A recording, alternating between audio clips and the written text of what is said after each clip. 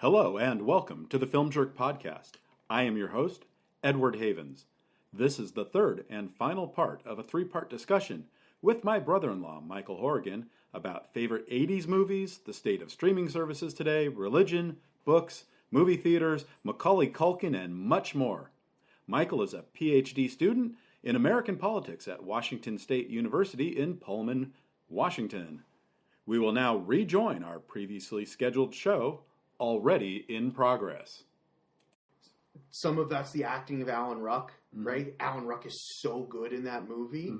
But some of that is coming from the writing and directing. And I do think that, that kind of coming back to the point I made long ago, this idea that certain material or certain directors can sort of help to elevate you. Like, is it not an unsurprising thing how many people give some of their best performances in John Hughes movies? Why? Because John Hughes apparently had an ability to connect with people and not only to write you great lines, but then to help you understand what it was about them that was helping to motivate you, and so that you could give the performance that felt lived in, like you were that character. Yeah, I mean, you look at Anthony Michael Hall. The Vacation,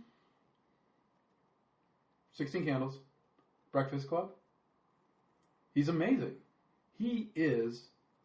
He's got great timing. Oh, his comic timing in those is perfect. And then because those three movies were hits, then his next movie, where he's the first time he's the lead, and Out of Bounds. I don't know if you listened to the Summer of '86 episodes, but he became a world-class asshole.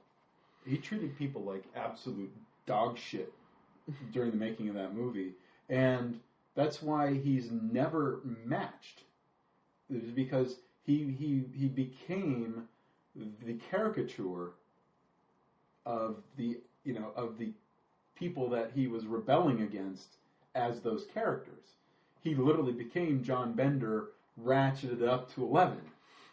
In real life. And so that's, and you look at him now, and what he became, he went from being the strange little nerd to becoming the asshole jock. And you look at him now, I mean, you look at him from even Edward Scissorhands. To go from Breakfast Club to Edward Scissorhands in 5 years and see how much he has changed as a person, not just as an actor, but as a person, where everything you liked about him in those three Hughes movies, granted he only wrote Vacation, but still it's a Hughes movie. Oh, I don't care how much Harold Ramis made of. It's a Hughes movie. Harold is Harold, and he's a comic genius, but it's not only that Hughes wrote the script, but also that he wrote the underlying Lampoon story that the script is based on, which is in turn based on his own experiences, which, by the way, are truthful. One should not, in fact, get in a car in the middle of the country and drive to Disneyland. The moral of the original Lampoon story is true. Just get in a damn plane and go where you're going. Right. but with Anthony Michael Hall, it's like he never matched those three performances after 35 years is because he bought his own bullshit. And he never recovered from it. And I've never seen the Dead Zone series. It's just, again, what he was and what he became has turned me off from him, where I'm not interested in anything that he does anymore, because what made him special, he got rid of. And I think some of that is that you think there's an expectation that you're supposed to grow or change and move in a certain way, or you want to avoid getting typecast. Yeah, that's what actually that he kind of admits that is that he when Ferris was written for Anthony Michael Hall, and he turned that down for Out of Bounds is because he wanted to be in a gritty drama. He wanted to expand himself, and that's fine and dandy, but that's not the actor who he was. That's not where his skill set lied, right? No. Like the number one tool in his toolbox, like out of the jump, is that comic timing, right? Is that he is so good at knowing how and when to hit lines, particularly Hughes's lines, that's why, like, Hughes falls in love with him and keeps writing for him over and over again because he sees that and he wants to accentuate that as much as he can. I also understand why actors rebel against that sort of thing. They're like, oh, well, I'm a 5-tool player, right? It's the same thing you sometimes see of athletes or whatever. Yeah. I can do everything. It's like, you're not. But you can do everything, maybe. But you're not as good at everything, right? You're really good at this. And there's value in taking that skill set and utilizing it. And I think that it gets to this thing that the industry writ large sort of underrates comedy and the value that adds as performance, right? Like, as much as I'm sitting here and really praising Breakfast Club as this example of what Hughes could do when he downshifted into a more serious gear on a more regular basis, that movie still has laughs, right? That still has Anthony Michael Hall cracking jokes like, chicks can't hold their smoke, right? And he delivers that line so perfectly. He times it, the accent's right, like he gets that zone and how to make those lines sing. And it's the same, even younger, Macaulay Culkin, especially in Uncle Buck. The scene between him and Uncle Buck, the questioning in the kitchen. Where do you live? In the city. Do you have a house? Apartment. On a rent? Rent. What do you do for a living? Lots of things. Where's your office? I don't have one. How come? I don't need one. Where's your wife? Don't have one. How come? It's a long story. Do you have kids? No, I don't. How come? It's an even longer story. Are you my dad's brother? What's your record for consecutive questions asked? 38. I'm your dad's brother, all right. You have much more hair on your nose than my dad. How nice of you to notice. I'm a kid. That's my job. Here's this 9-year-old kid who is asking a series of questions so deadpan, perfect, where he's not asking it as you think a 9-year-old would ask those questions, but he's just like, they're just flying fast and furious. And then you have John Candy, who's a comic genius, keeping up with him. But you have this 9-year-old who's keeping up with a comedy genius. I was going to say, and I'm not a big fan of Home Alone, but his timing on a lot of those lines and a lot of those scenes for a 10-year-old are freaking fantastic. And it's kind of sad to see where his career went from there. And I would love to see, even today, I would still love to see Macaulay Culkin kind of not earn his way back, but bring himself back to that point where maybe he doesn't have to play a Kevin McAllister or the nephew anymore, but find the joy in acting that he had before his parents kind of destroyed his soul. And one performance I've actually seen of his that I would categorize in that way and that really takes advantage of his skills in terms of comic timing and ability to deadpan was the movie Saved. Yeah, Saved is a fantastic movie. Saved is a really fantastic movie. Saved shows you that he still had it.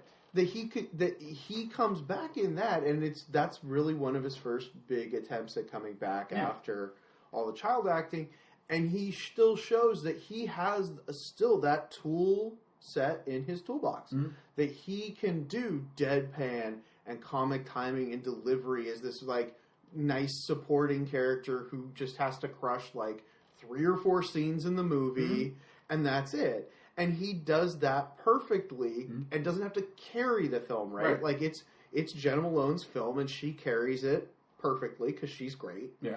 But that's a movie that knows how to properly utilize its supporting actors around Jenna Malone to maximize what it is that they can do well, right? Like, that's one of the more enjoyable Mandy Moore performances because I think that she's kind of working in a gear that she gets, right? Like, they're like, okay, we need you to do this and this. And she's like, okay. I can do that. I can do that.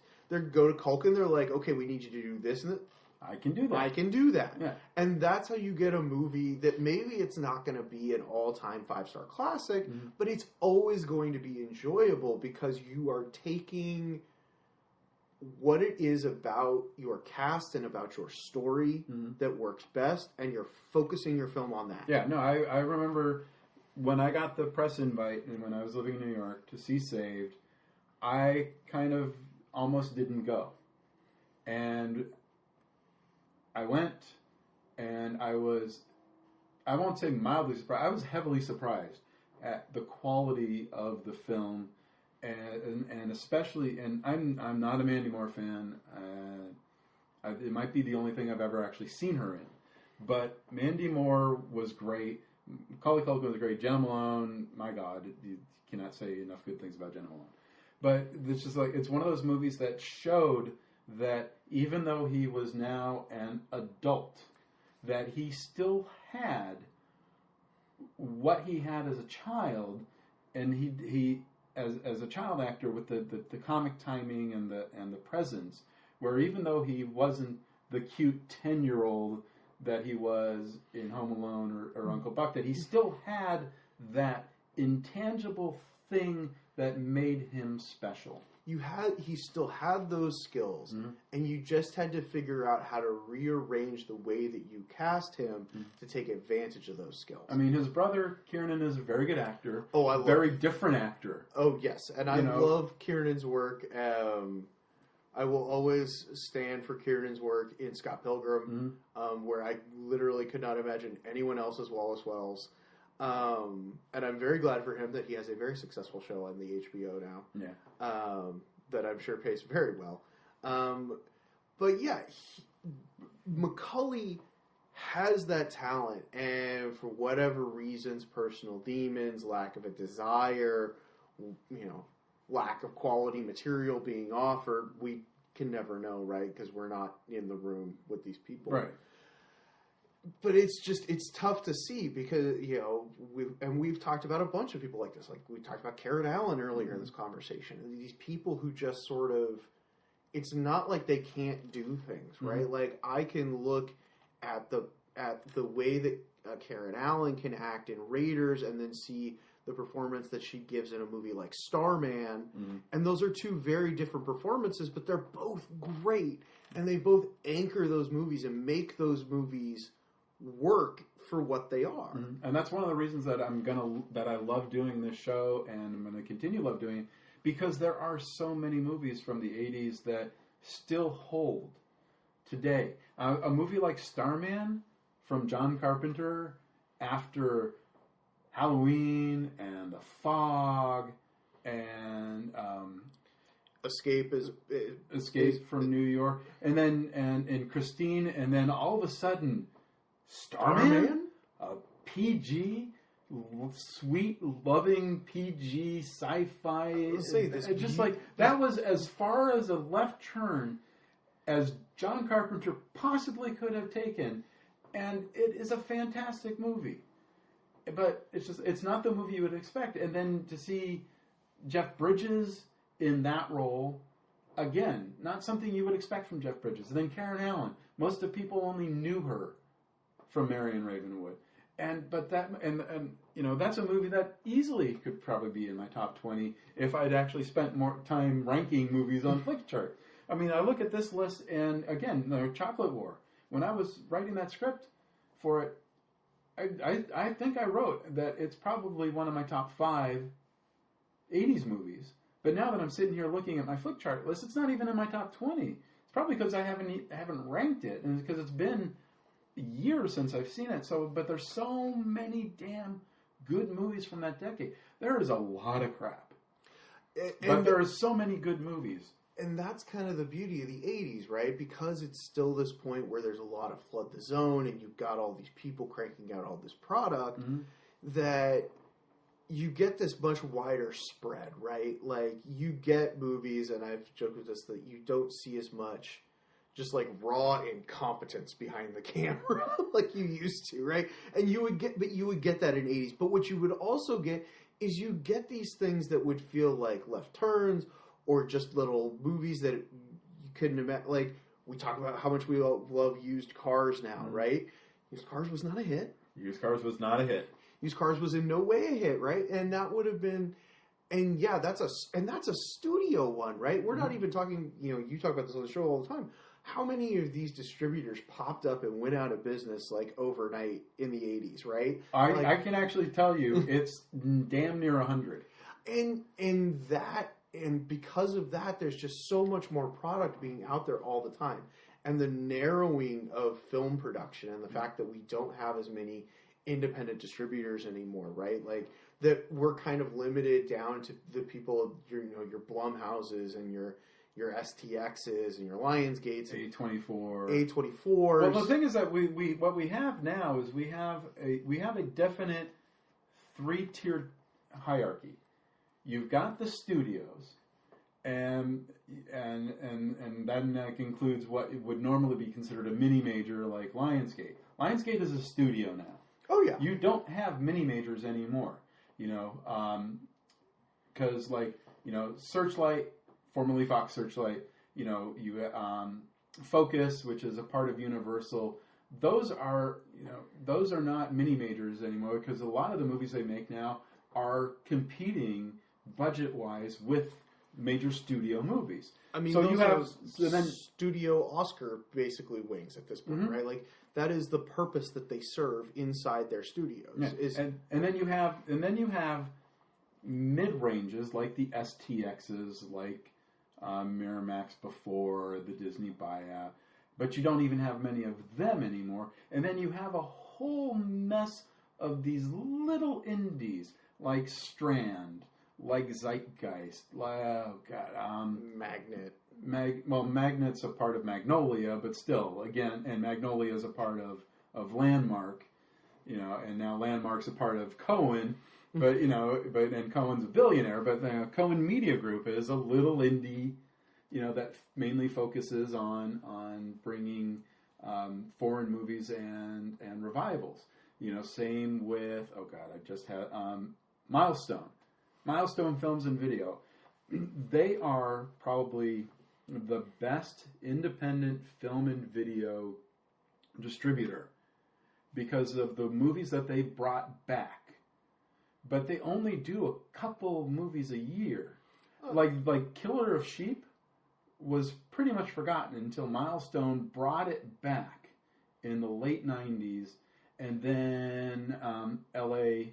Plays Itself helped give it a bigger audience. But there's Milestone Films and Video. Like I said, they only do 2 or 3 movies a year. But their movies, every single movie they did if I remember right, they did I Am Cuba back in the late 90s. Nobody had remembered that movie. That was a forgotten movie until but you only have a 3-tiered level now. You have the majors, you have independents from like deep-pocketed people who are trying to build an apparatus like STX, and then you have these little micro distributors. And the problem is you used to have some of those smaller distributors, and those smaller distributors could still get stuff into theaters because, to your point, when we started talking about Breakfast Club, and you talked about it was only playing at one place, right? Well, that's just in a town that only had 6 movie theaters in general. But still, 6 movie theaters today, they'd all be playing that, right? But back then they weren't, which meant you had to have product to fill those other 5 theaters that were playing that. Well, I can tell you, like, when I moved to Santa Cruz in 82, the Scotts Valley Cinemas had 4 screens. And then in the mid-80s, they added 2 more screens. And then in the late 80s, they added 2 more screens. Basically, they kept expanding. So what used to be a 4-plex 40 years ago now has 10 or 12 screens. The 41st Avenue Playhouse, where I worked at, started out with 3 screens when it was built in the 70s. Next door to it was a place called the Capitola Book Cafe, which was my favorite bookstore growing up. And the bookstore itself was probably half the size of the theater footprint. But the bookstore went out of business several years ago. And the used to be on the 41st used to be owned by United Artists when I worked for them, and then they sold it to a small company based in Campbell, whose name I'm forgetting in a moment. They converted this bookstore into 5 additional screens. So it used to be a 3-screener up until like 2012. Now it has 8 screens. And so what happens is now you have the ability to play all these products, but most of the people who are showing these movies, the Cinemarks, the Regals, the AMCs, because you have now you only have so many screens. We don't have 30-screen theaters so much anymore. Even the 30-screen theaters are being cut down to 17, to 14, whatever. So now, instead of having 17 different movies playing, you now have Star Wars, The Rise of Skywalker, playing every 15 minutes on 12 of those screens, and then you have 5 screens where you still have 60, 70 other movies trying to play on those screens. But, we got to play Star Wars on 12 different screens. In my theater, it was a 9-screen theater. We were playing Star Wars on 5 screens. Oh, yeah, the first couple of weeks. And it's just like... And it pushes too much, because, to your point, right, like, these movies now that are from these very small studios do not even sniff theaters. Mm-hmm. If we're seeing them, we're going to see them on streaming platforms at home. Well, I for mean, the most part. Unless you have, like, I'll say, you live in a major city where Right. you are likely to have access to those, because if they're going to play theatrically, it's going to be places like here. I live in a tiny little town in rural southeastern Washington. The only things that play there are the studio movies. Right. If I'm going to see these, it's going to and like, we have an independently owned theater chain, right? It's just local. They own theaters in a couple different towns around the area. They're never going to play the independent stuff because they know they've got to make money on what they're doing. Right. And so the 80s had this advantage, I don't want to say an advantage, but a difference in that, because you weren't multi-stacking stuff on multi-screens, you were filling all of those screens all over town in the 6 different theaters that probably, when you added them up, had 20, 25 screens. Actually, I can do that. Okay, so the Aptos Twin had 2. Yeah. 41st Avenue Playhouse had 3. The Rio, which was a single-screen theater with 900 seats, it's now a live theater. Obviously, not playing anything. You had the Riverfront Twin, and then you had the Del Mar that had 4. So between the 5 United Artists theaters in Santa Cruz County in the 80s, you had 12 screens.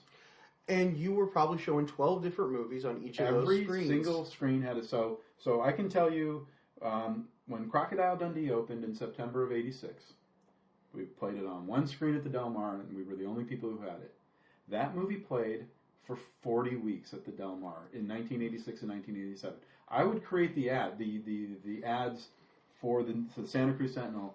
I had a drafting table at the Del Mar, and so every week I had to come up with something for, it's like 37th incredible week, must end soon.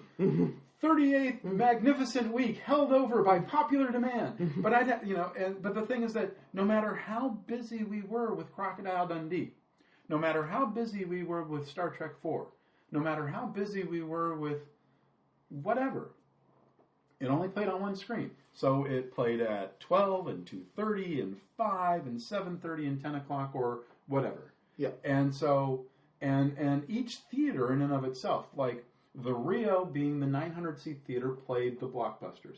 That's where we played Raiders and Indiana Jones. That's where we played Star Wars. That's where Platoon played for 5 frickin' months. And then the movies that you expect, Witches of Eastwick, and then the movies that you expected to be big that weren't big, like The Princess Bride. When Princess Bride came out, I mean, everybody loves the frickin' Princess Bride. When Princess Bride came out in 1987, and that's another movie that's not on my top 20 that I love so much. Oh, I mean, that's one that easily could have cracked my top 5. Yeah. I mean, but the thing is that people were expecting Princess Bride to be big. Yeah. And it wasn't, because audiences, the audiences that first saw it didn't know how to react to it. And now we've had time over the last 20, 30 years to appreciate it because of home video.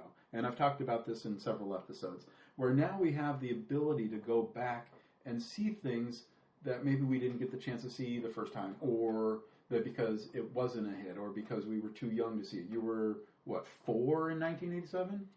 Yeah, in 1987, I'd have been 4 years old. So, yeah, like, my first active movie-going memories are 80s based, but they're 88, 89. Like, I remember seeing Roger Rabbit in theaters, and that's 88. Yeah. And I remember seeing Oliver and Company in theaters, and that's also 88. Yep. So yeah, like, and I have recollections of American Tail movies. 1986 and 91. Yeah, I think 91 was the one that I saw in theater. Yeah, I saw the 86 one on home video. Right, and that's because I missed those. But if you had theaters like we have today back in 1986, Crocodile Dundee. If I had a 9-screen theater in 1986, like the Beverly Center was like the first theater in America that had like more than 8 screens when it opened with 14. But if you had a 9-screen theater in Santa Cruz in 1986, Crocodile Dundee may have opened on 1 screen because, I mean, it's a freaking Australian comedy with a guy nobody had ever heard of and an American actress nobody had ever heard of. But I guarantee you it would have gone to 2 or 3 screens by the second week and maybe even added a 4th screen in the 3rd week. Because that's the nature. But those, but instead, we were playing 12 movies, and a lot of those movies, and then Scotts Valley, which is still several miles away and was an independent, that had, like I said, started off with 4. There was the Art House Theater, the Nickelodeon, which had 4. And then there was a crappy independent called the Movie 1 and 2, where that's where either the absolute crap studio stuff played that UA didn't want, or the independents that UA wouldn't play. And you got to remember, United Artists even had their own distribution company in the 80s, UFD, which would release which originally released Creepshow before Warner Brothers picked it up, released Dawn of the Dead. They actually made Dawn of the Dead because of Creepshow. Let's say Day of the Dead? Day of the Dead, sorry, the 3rd one. Yeah, that's Day. Okay. Dawn is the 2nd one. Dawn is the 2nd one. But yeah, like, and that's just, it's a change in how the business model works. Mm-hmm. And like, some of those movies would have come and gone quickly, right? Like, that's part of the thing, and that we now have this huge kind of pool to draw from. Right. And so much of it, because it was still getting decent-sized production budgets behind it, it doesn't feel out of step with the other stuff that we remember from the era. Right. In the way that there's such a clear sort of canyon gap in terms of what does a big studio movie look like today versus what does a small independent film look like. That just, you go back to 80s films and it's harder to see where that line is because studios made movies that looked like indies. They budgeted movies that looked like indies because they were just looking to make more product because they didn't think they could just hand over one movie to a theater and say, you're going to play this on everything you have. They were like, okay, we have to hand you like 6 movies because you need enough to fill stuff around a whole town. Right. Yeah, and it's just it just depresses me because there were so many great 80s movies that, let me rephrase, there were so many great movies from the 80s that I guarantee you've never heard of because they were from smaller distributors that, for whatever reason, have, they might have been minor indie hits at the time, but you've never heard. Like, there's a movie that I preach called Man Facing Southeast that I guarantee you've never heard of. Guarantee it. No, that one does not jump to my brain. It's an Argentinian drama about a man in an insane asylum in Buenos Aires who, for all of his waking time, always faces southeast in the yard, right? Now, it's a fantastic movie, and a lot of it, of the movie, has K-Pax, the Jeff Bridges, I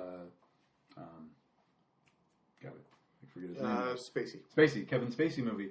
A lot of K-Pax is practically a ripoff of Man Facing Southeast. But because very few people have ever seen Man Facing Southeast, most people wouldn't know that. But if you've seen Man Facing Southeast, and almost everyone I know who has seen it loves it, it's a fantastic movie. But it came out from a little film company called FilmDallas. And their logo, it said FilmDallas in a very nice script, and then it literally had bullhorns above the name FilmDallas. Stylized bullhorns, but it was very much still bullhorns because the name of the company was FilmDallas. But FilmDallas, was here and gone in a couple of years, and they released a couple other minor independent hits. But from 1988 to about 2017, the movie was not available on VHS. The movie was not available on DVD. It finally came out on a Blu-ray, like in 2017, from some minor company. But it's one of those movies that I love, that I haven't seen since it originally released in '88, but I don't feel compelled to buy again, or to buy, period, even though I absolutely love it, or I remember loving it very much. And when I talk to people about it, those people are like, I've never heard of it. And that's one of the things I'm going to try to do with this podcast over the next several years, hopefully, is introduce people to a lot of these movies that you will never hear of, because again, the way that the market has been codified and turned into a commodity is that, when you're on Disney Plus, what are they showing you first? The Marvel movies, the animated movies, even the 50s and 60s live action movies that were their bread and butter for decades. In the 70s, like Apple Dumpling Gang, the Computer Wore Tennis Shoes, The Cat from Outer Space. Even that stuff is not the first generation.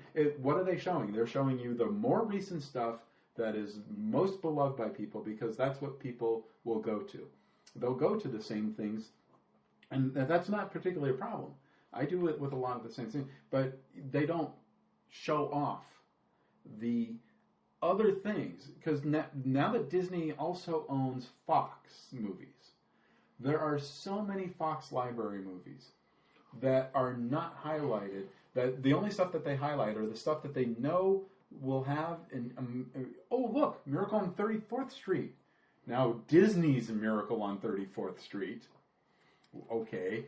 But so like the stuff that they advertise on Disney Plus and other streaming services is the high impact, well known catalog titles. They don't and that's what you get when you are dealing with these sort of like top level streaming services. Mm-hmm. That's why I really recommend to people things like the Criterion Channel. The Criterion Channel. Because the Criterion Channel has that sort of second tier of stuff, right? Like they put up in October a whole 70s horror collection. Mm-hmm. I had seen one of those movies, and it's not like I haven't seen some 70s horror in my life. Right. I just hadn't. They were able to pull a lot of stuff that I hadn't necessarily gotten to, right? And it was just some stuff that was really interesting. I think it was Let's Scare Susan to Death. Jessica to death. Let's Scare Jessica to Death. And I'm watching that and I'm like, this is not what I would necessarily expect, but it's very good, right? Mm-hmm. And it's not something that's been widely available or talked about a lot. And I think that there are services that are seeking to do that. Mm-hmm. And I think even some of the bigger ones, like an HBO Max, is doing a pretty decent job at that. Now, some of that is that they've signed deals with Criterion for material, right, and TCM is handling curation.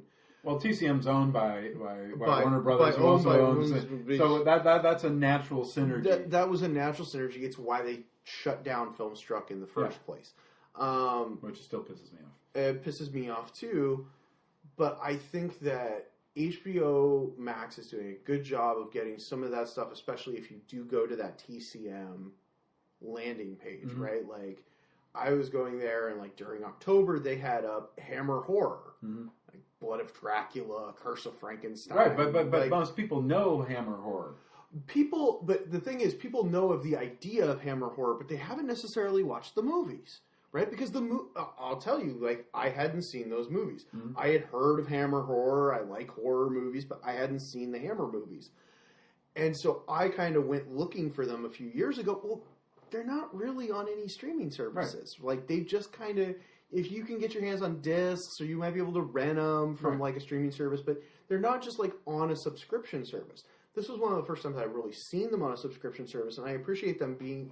Because Warner had done the distribution on those in the U.S., they were able to dip those out and pull those out and be like, hey, here are the 4 that we have access to. Mm-hmm. There's 4 of the all-time classic ones. Like, actually watch some Hammer horror. Right. Like, and didn't just have it and bury it, right? Like, Amazon Prime has tons of stuff, but it's buried and you've got to know what you're looking for. Right. They put that front and center up at the top of that subsection. Mm-hmm. So if you're going into that, you're getting that pitched to you. Mm-hmm. And to me, that is great to see as a film fan because I'm like, that's not necessarily pitching the immediate thing that people know to them, but it is pitching them something they've maybe heard of, but never taken the time to watch. Yeah, it's like Pluto TV. You know Pluto TV? Yeah, I know Pluto TV as well. Pluto TV, I love that they have a Bond channel where they just show all the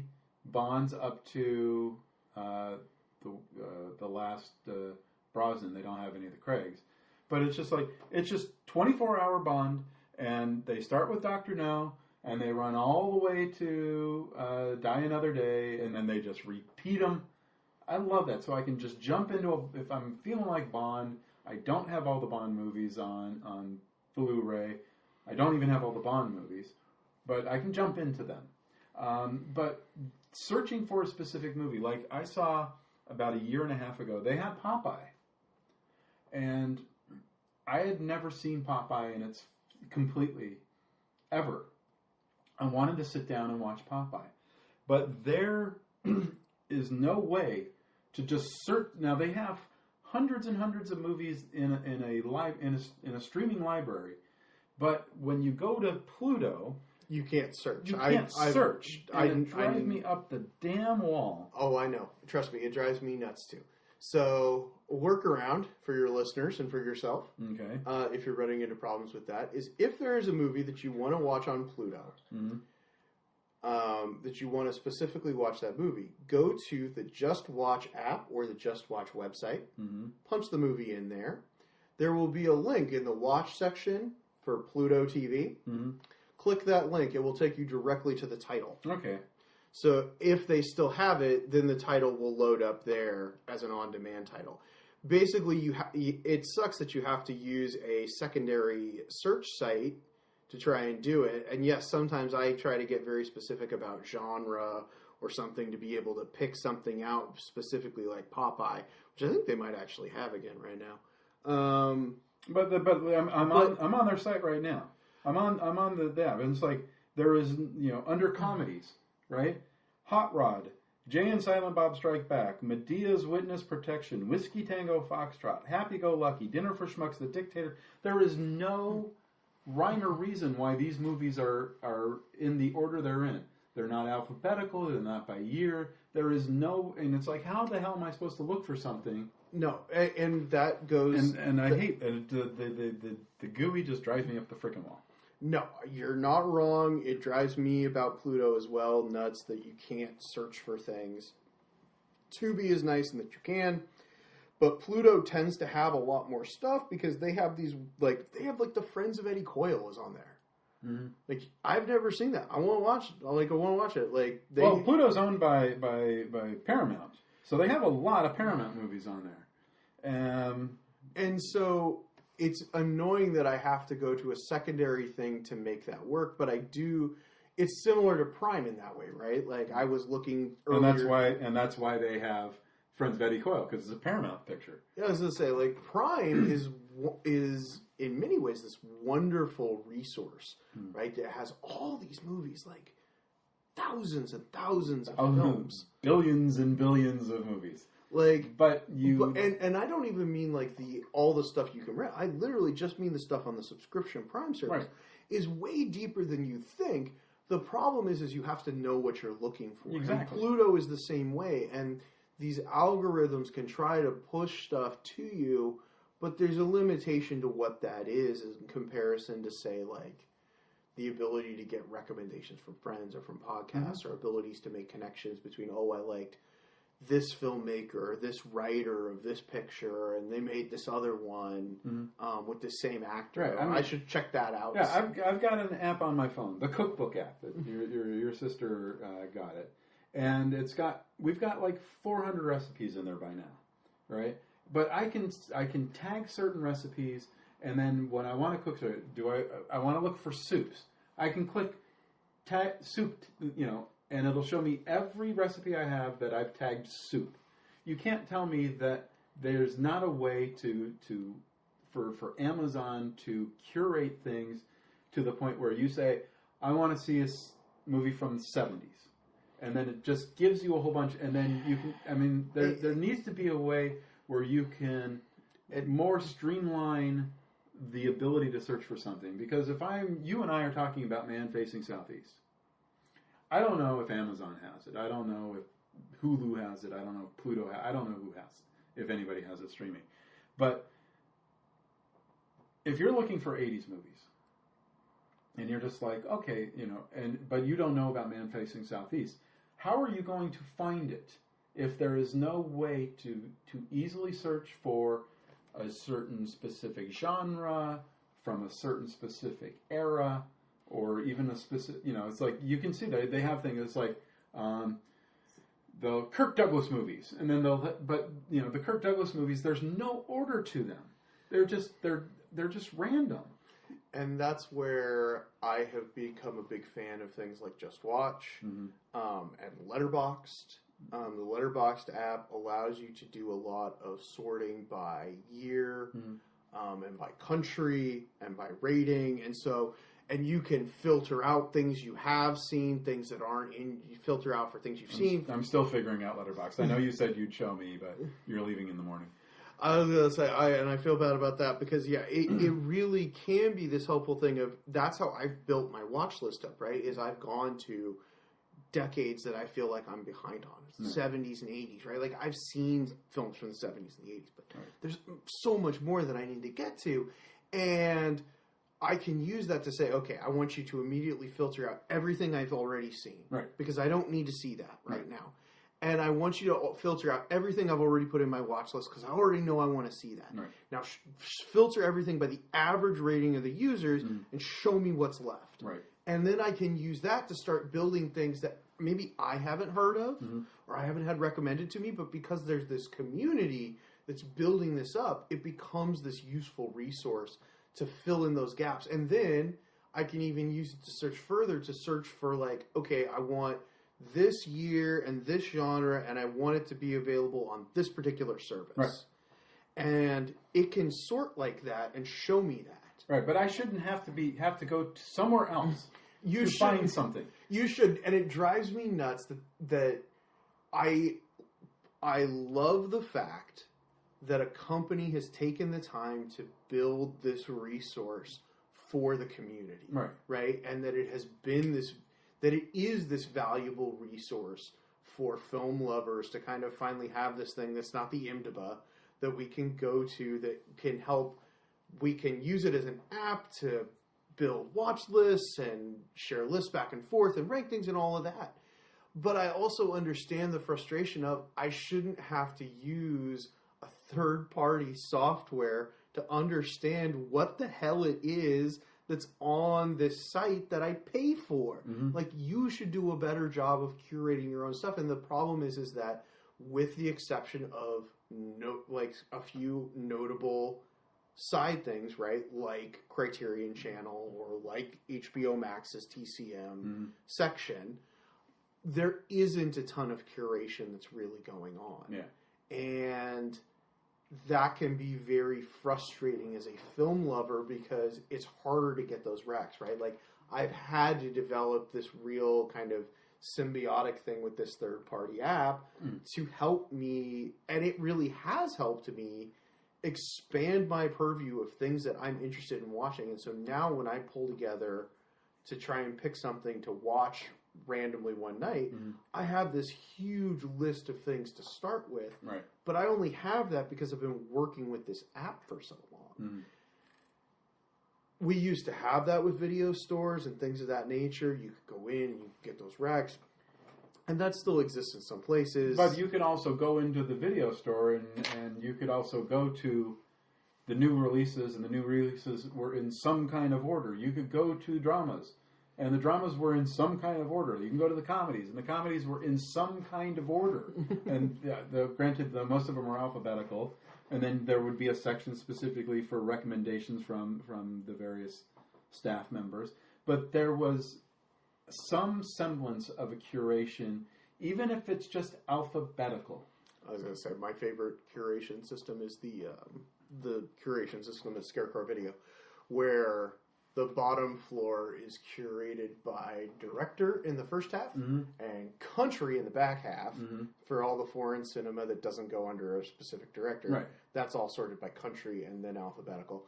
The directors are all alphabetical. New releases are downstairs. And then upstairs is all by genre and then alphabetical, including hyper micro genre splitting for like horror and stuff. Because sometimes I just want to watch Mexican wrestlers fight werewolves, okay? Right. No, I mean the best video stores have that, but you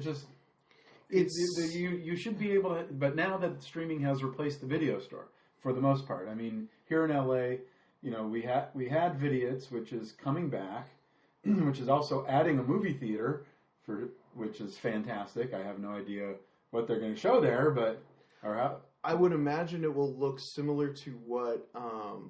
So the Hollywood Theater in Portland is run by the same crew that runs the video store there, and the name of the video store is escaping me right now, and I feel bad because I want to give them a plug because they do good work. But they also own the Hollywood Theater, and they handle the booking over there. And most of what they show is either like the big independent movies you expect, like they showed Parasite a lot. Right. God, I love Parasite. I hate to admit it, I haven't seen it yet. Oh, and I'm pissed off because I got 4 different press screening invitations, and at 3 of those screenings, I would have gotten a Bong d'Or, or was I forget the shirt, the Bong Hive. The Bong there was a shirt after it won the Palme d'Or, and I forget if it's Bong d'Or or Palme Bong. I think it's Bong d'Or.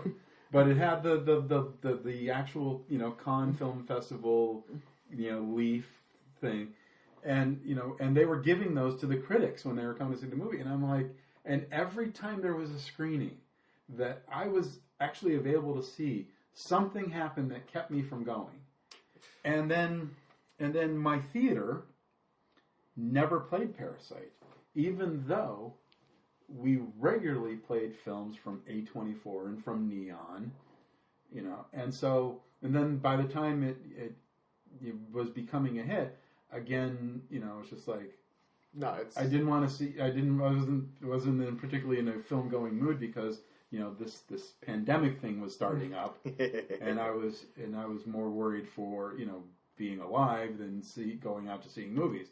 And now that it's available on Hulu, or I think it's Hulu. It's Hulu, yes. And just again, there are so many things going on in my life right now where I want to try to do a show a week, and I'm only averaging one every 2 weeks because I've got so many other things. Now that I'm at home all the time, I've got things to do at home all the time. With 3 cats and 2 dogs and a wife and a house. So. No, absolutely. I was gonna say. But I desperately want to see Parasite. I feel like an idiot for being a film fanatic and not having seen the most recent Best Picture winner. But on the other hand, I didn't see Green Book either. But it's a completely different reason. I don't want to see Green Book. No, and I want to see Parasite. I love Bong. Like I was going to say, I saw Parasite. I loved it, and I was going to say Hollywood booked that, and they booked The Lighthouse, so the A24. And they also do a lot of repertory stuff. So, like, when the 70mm print of Aliens was making the rounds, they booked that for a few nights. And I would imagine that the Vidiots Theater will be similar, right? When there are big touring repertory things, they're going to book those for a few nights. That would be nice. And then they'll also be able to book some of the independent releases that are currently going. Again, if the Hollywood booking plan is anything to go off of, and I think they're probably comparable in the sense that they're being run similarly. And next time you're down here, hopefully things are better, because there's a great video store next to the New Art Theater. I think it's called Cinephile. I haven't been there in years because, again, that's a freaking drive from Long Beach to West LA. But again, they're similar in terms of, they've got sections that are sorted alphabetically by director, and it's the directors, the God amongst men directors, and a few women too, but that's, again, it's just like streaming services need to figure out a better way of curating their movies, because again, between 80s All Over, which I desperately miss and hope that I can be half as good as they were, and this and other podcasts about the 80s, there's going to be a whole bunch of movies that maybe people of my generation and younger have never heard of. Like you said, you've never seen The Chocolate War. Have you ever heard of The Chocolate War? The name is familiar. The name is familiar to me, but it's not a movie that I had ever gotten to, right? Because it wasn't something that came across on my radar on VHS. And to your point, right, a lot of those movies, because they're coming from these small distribution houses that maybe lasted a year or two, right. The rights of who owns them and who, like, it's why stuff kind of comes and goes on streaming waves, right? Because everything's in these sort of rights packages that we suddenly just, like, crop up. I can tell you, like Troma. When I was at Troma in 2003, 2005, their film library had more than 1,000 films at that time. I don't know where it's at now. But there were but a lot of the library was not Troma acquisitions for Troma. It was because they were buying, like, these small independent company libraries. Like, there's one movie that Troma did own. I don't know if they own it, but it's a movie with Ingmar Bergman. It's like called From the Mixed Up Files of Mrs. Basil-E Violet, or something like that. I am familiar both with the book, and I may have seen the film, but I definitely know the book. That's a fairly famous. But the thing is that here you have a movie that's based on a fairly well-known book with an Academy Award-winning actress. But because it's not a Troma movie in the way that you think a Troma movie is, yes. Troma never released it on video, but they've had the rights for 20 years. I think they eventually did sell the distribution, like, video rights for it for, like, some third-rate video company. But it's just like, I'll bet you it's buried somewhere on Amazon Prime right now, because Amazon buys up these, in the way that Netflix used to, buys up these viewing rights packages for these older movies or public. Like, the first time I saw Detour was on Prime, and that was before the Criterion release, and it was one of the old public access versions, because no one technically had the rights to Detour at the time. It was a public domain movie, so I watched a real janky copy on Prime, but you know what? It was there. It was there. Why? Because it was in a public domain, and so there were like 3 versions of it. So yeah, but there's just there's so many great 80s movies from the 80s that just you don't hear because nobody talks about them, and they're not widely available in any kind of discernible way, and it's just kind of sad, because again, a movie like Man Facing Southeast is a movie that, if it had the exposure, whoever owns it now, I don't even know who owns it now, but whoever has the exposure, why don't you give it a chance? It's the thing of, like, obviously I love Wings of Desire. We talked about it earlier, and how much I think it's a beautiful film. But how much is it that we just know Wings of Desire because it's always been readily available and been considered one of those ones that you have to see, right? Like, I have a copy of Repo Man. I love Repo Man. And I love Repo Man. It's not in my top 20. But I've seen Repo Man easily 30, 40 times by now. And Repo Man is one of those ones where I'm like, I'm glad that that's still available, but, like, so often the 80s become this sort of accepted canon. And why is it this accepted canon? Well, some of it's just that those are the movies that have been readily available. And when you talk about podcasts like 80s All Over, that help to, or the one that, the one obviously we're doing right here that you're doing, it's this idea of exposing people to movies they haven't necessarily thought of. Like, I can think of Birdy as, like, the number one example I could think of from 80s All Over, in a movie that they just relentlessly championed. Yeah. And with good reason. It's a fucking fantastic movie. And again, another one that's not in my top 20. But the thing is that trying to come up with a top 20 for an entire decade when there were so many damn good movies, and it's just like, but again, Birdy is one of those movies that I think it's Alan Parker's best movie. And that is saying something, because Alan Parker was a fucking genius. But the thing is that it's not, when you think of Alan Parker, that's not the first movie you think of. You know, Mississippi Burning was, multiple Oscar nominee, including Best Picture, Midnight Express, Bugsy Malone. Well, that's a personal favorite. But there's so many great Alan Parker movies, Commitments.